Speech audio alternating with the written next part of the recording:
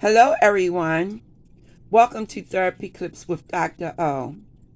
I am from Human Service Consultants, and today our topic will focus on nutrition in recovery. We will talk about several areas, with our first area focusing on how substances disrupts nutrition. So, what a person is more likely to experience in recovery and during active substance abuse is a loss of appetite, poor eating choices, organ damage, and gastrointestinal disorders. So that means things that affect your stomach.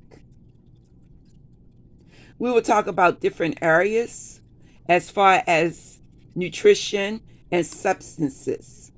Our first area will focus on alcohol and nutrition. So, understand that people who abuse alcohol typically do not pay attention to nutrition.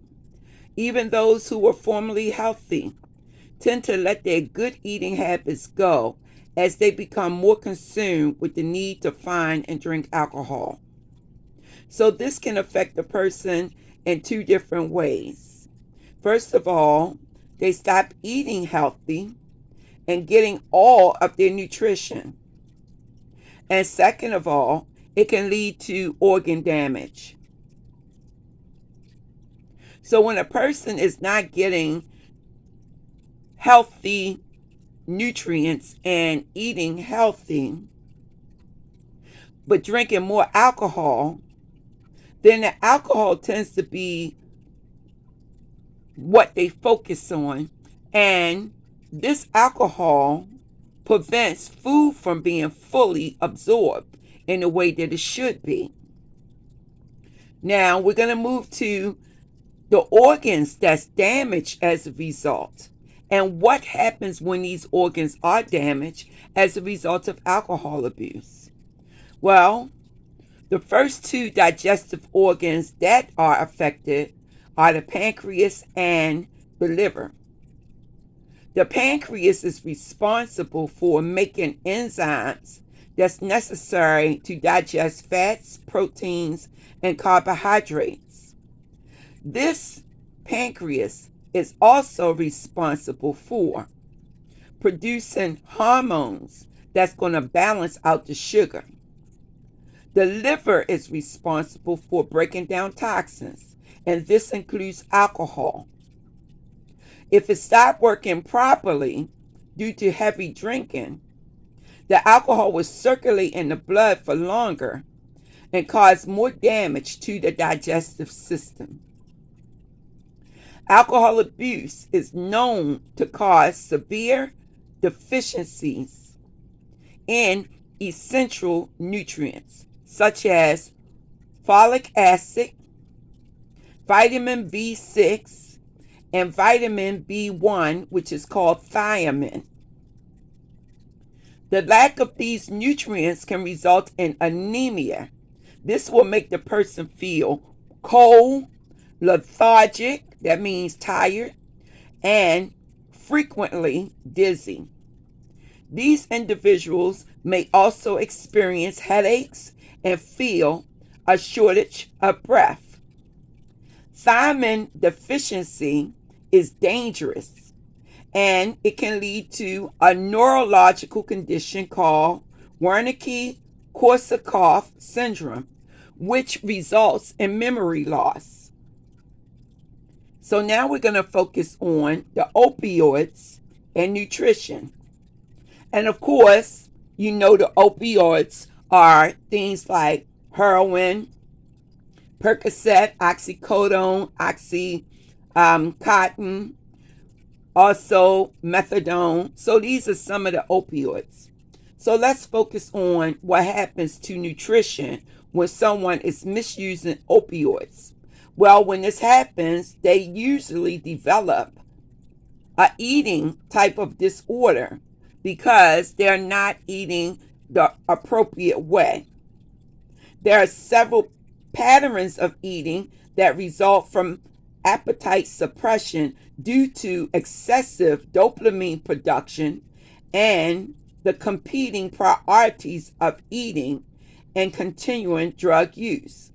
These are, now let's focus. These are the conditions that result when someone is not eating properly. These individuals will eat less than 2 meals a day. These individuals will put off eating so that they can prolong opioid intoxication. These individuals will skip meals, and they will, when eating, fail to eat appropriately. So they're not taking in adequate vegetables and adequate fruit.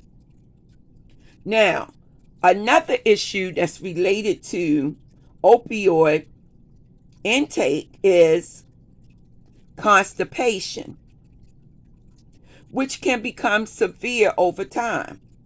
As this constipation worsens, appetite suppression increases and eating becomes more painful.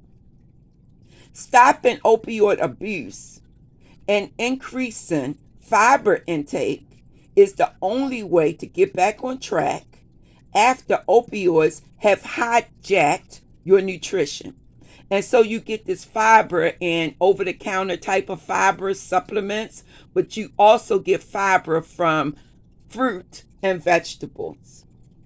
Now we're going to move into the category of stimulants in nutrition. Stimulants can also lead to appetite suppression, but the person becomes more energetic because of the stimulants and they feel invincible. So they don't eat the way that they should. People who abuse stimulants frequently go on binges of drug use in which they don't focus on eating or drinking enough to nourish the body.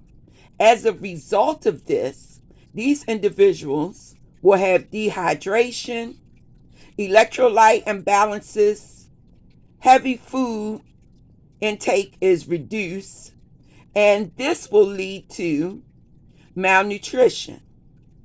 Now, some of the problems that will result from a lack of nutrition and malnutrition is mental health issues such as depression and anxiety.